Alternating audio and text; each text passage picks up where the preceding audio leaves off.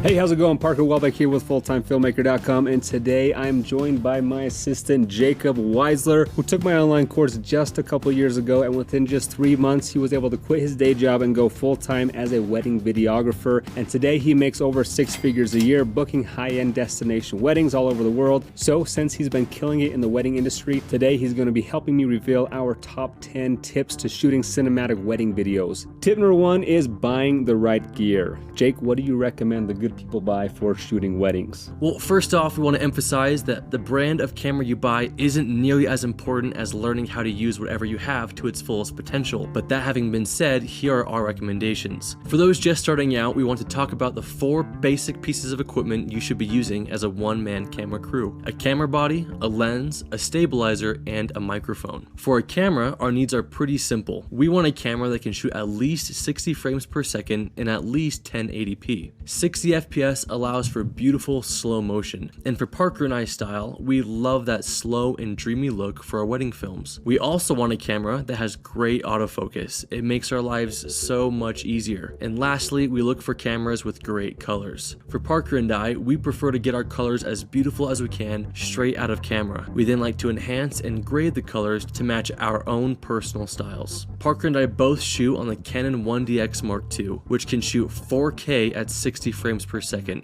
has great autofocus, and also awesome in-camera colors. I've also used the 5D Mark IV, which can shoot 1080 at 60 FPS, and the Sony a7 III, which does the same. Sony is going to do better in low light, but in our opinion, not as well with colors. So just pros and cons to each camera. For us personally, 4K at 60 is a game changer, so the 1DX is our weapon of choice. Now, obviously that is a bit pricey for most, but we do recommend investing in professional gear. So the cheapest we'd recommend going is something like the Canon 80D or Sony a6500, which will run you about $1,000. My very first wedding that I shot was on the Canon T3i, but could only shoot 720 at 60 frames per second and was super soft, so I'd recommend investing in something nicer than that if you want to take weddings seriously. As for lenses, if you can only have one lens, I'd recommend getting the 24-70, or if you're on an APS-C camera, then something like a Sigma 17-55. On a full frame camera though, the 24-70 is my go-to all-purpose lens that allows you to get great shots wide open for big groups and establishing locations, but also zooms in for tighter shots to focus in on faces and other details. I'd say 80% of my footage for weddings comes from this lens, and you can definitely get by with just this one lens at a wedding. And if you're going to pick up a second lens, I'd probably get something like a 50mm 1.4 so that you can have a lens that shoots better in low light and allows for that extra shallow depth of field. Jake's primary lens that he uses for most of his wedding footage is either the Canon 50mm 1.2 or the Canon 35mm 1.4. As for stabilizers, Jake and I both love and use the GlideCam. The GlideCam HD Pro series is probably the best one we recommend getting right now. As for motorized gimbals, we've tested out quite a few, but our favorite for weddings would have to be the Ronin S. It's easy to balance, easy to learn, and much easier to get smooth shots straight out of the box than a GlideCam. Again, we still both agree that GlideCam looks more natural and it is more versatile, so we do use that over a motorized gimbal, but the GlideCam does take a lot more practice to get good. And inside the course, we show you how to master the GlideCam and give you our favorite settings for using the Ronin S. And smooth footage is going to separate you from most of the amateurs out there, so investing in a good stabilizer and learning how to use it is very important.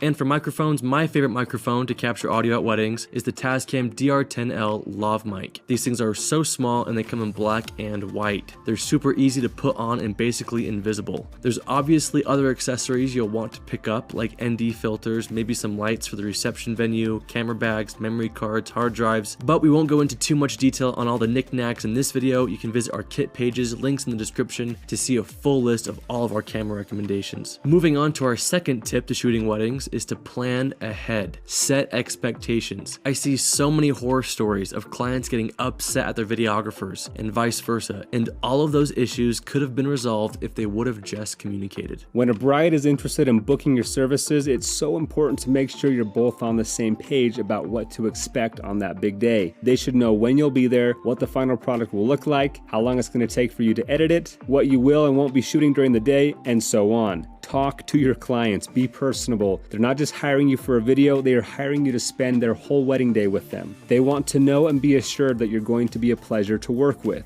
They don't want to stress the whole day about whether you're going to do your job correctly and or being bugged about how intrusive or passive you are. Some brides will want you to be in the action, getting as close up as you can and everything, and others will want you to be on the outskirts and invisible. You have to communicate these things beforehand. Ask if they have any special requests or details they want to make sure in the video. Some weddings involve very sentimental details, and only the family knows what they are. Great communication ensures that those details, however small or big, make it in the final edit. On the topic of communication, this also applies to working with a photographer. Communicate with them. I've worked with countless photographers, some with great personalities and others with not so great personalities, but I've never had any issues working with one. Why? Because I communicate. When you arrive at the wedding, find the photographer, introduce yourself, and then talk about the schedule for the day. Discuss where you want to be to capture important shots, like the bride walking down the aisle, the first kiss, etc. Discuss where you both can be without being in each other's way. This gets you on the same page and ensures that neither of you will butt into the other's shot. And if you become great friends with the photographer, then they'll start sending you client referrals. But they definitely won't send work your way if you're a pain to work with. So plan ahead, set expectations, and be a pleasure to work with. Tip number 3 is choosing the best focal lengths. Your job is to make the bride and groom look as attractive as possible. A lot of that depends on what focal length you use. A huge sign of an amateur videographer is one who puts a wide angle close up to the bride's face. The most flattering focal length for the human face has been said to be between 70 and 100 millimeter. For example, take a look at my buddy Tanner here. Look how distorted his face looks at 24 millimeter versus how natural it looks at 70 millimeter. So the only time I use 24 millimeter is for group shots where I'm trying to fit a lot of things into the frame. And then I zoom into 70 millimeter when I'm going tight on the couple's faces. Wide angle lenses are for wide shots and tighter focal lengths are for faces, people, and details. Tip number 4 is to create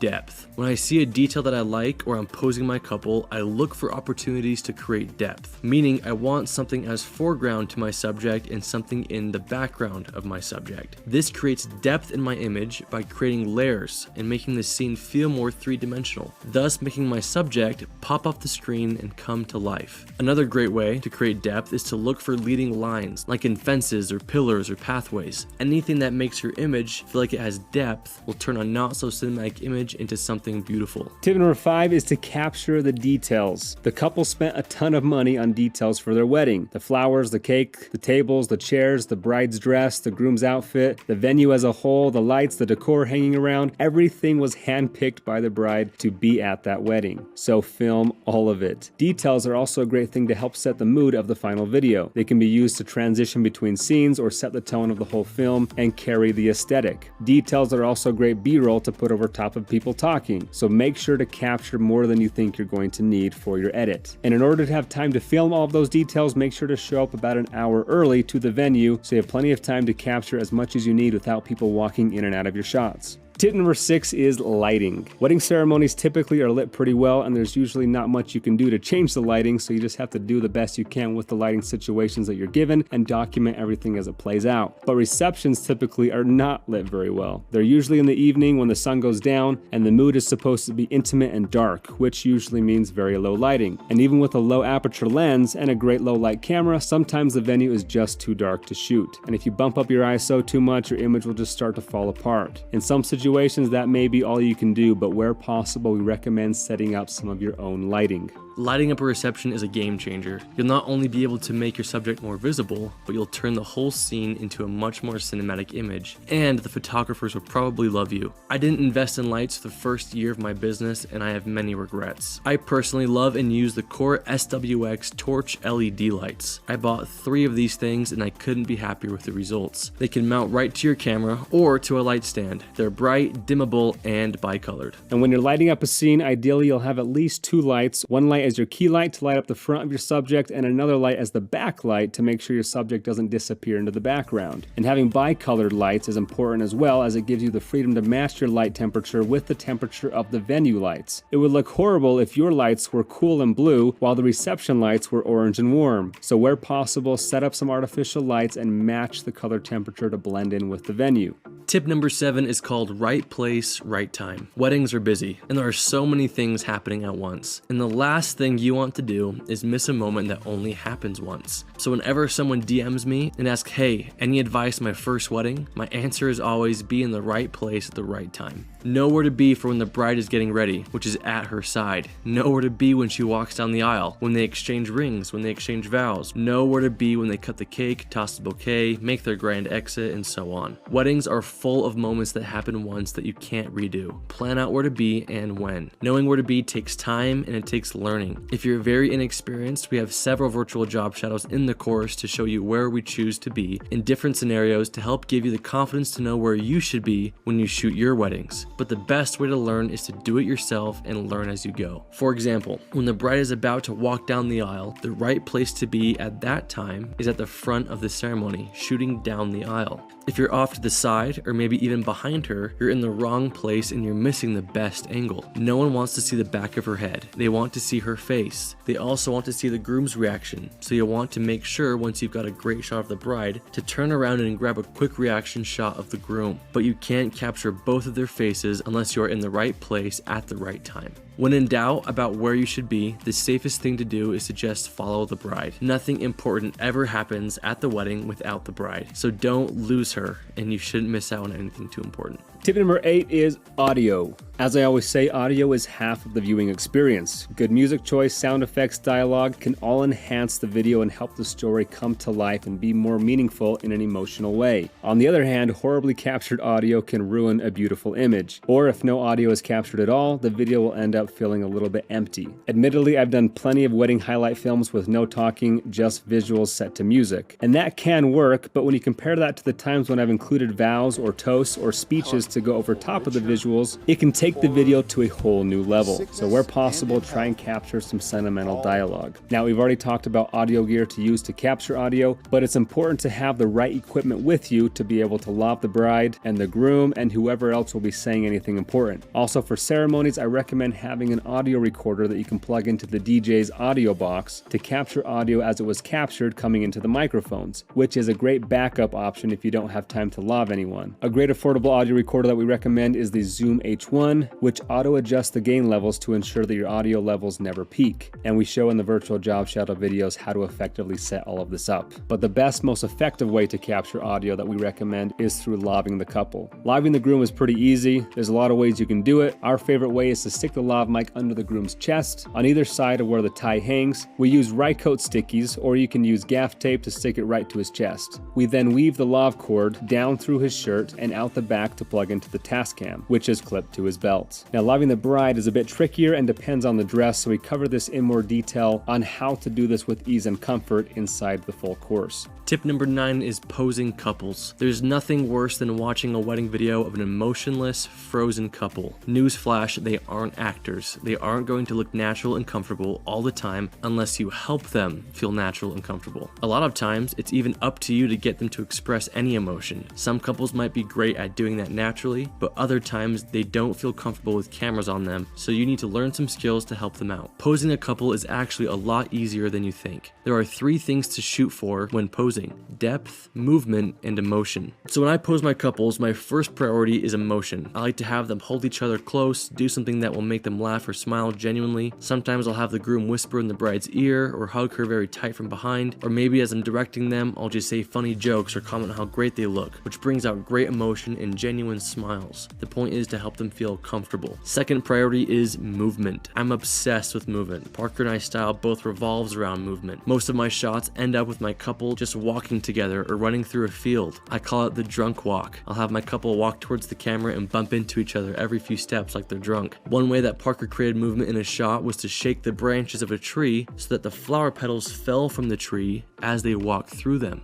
Or waiting for a wind gust to create movement in the bride's veil. Look for every opportunity to create movement. And lastly, depth. A few of my favorite poses involve using either the bride or groom as foreground to the other. A few examples: I'll ask the bride or the groom to lead the other and use the leader as foreground. I'll tell the bride or groom as they walk to look up and smile at each other every few steps, and then look down at their feet every few other. I'll have them start running and shoot it from a few different angles. Another pose I love is when I to have the bride wrap her arms around the groom's neck while holding her bouquet. I'll shoot from behind the groom to focus on the bride's face, using the flowers as foreground. I'll have the couple look into each other's eyes, smile and laugh, or just be still. It's a beautiful shot. And another pose I love is to have the bride and the groom holding each other belly to belly while I brush past the tree or leaves or wall or whatever I can to reveal them. The depth adds some great emotion to the image. Ultimately, it's your job to make them look good. Have them hug, have them kiss, have them walk, twirl, cuddle, laugh. Look up some poses beforehand and have a written list or a list in your head of all the different poses you want to try out throughout the day.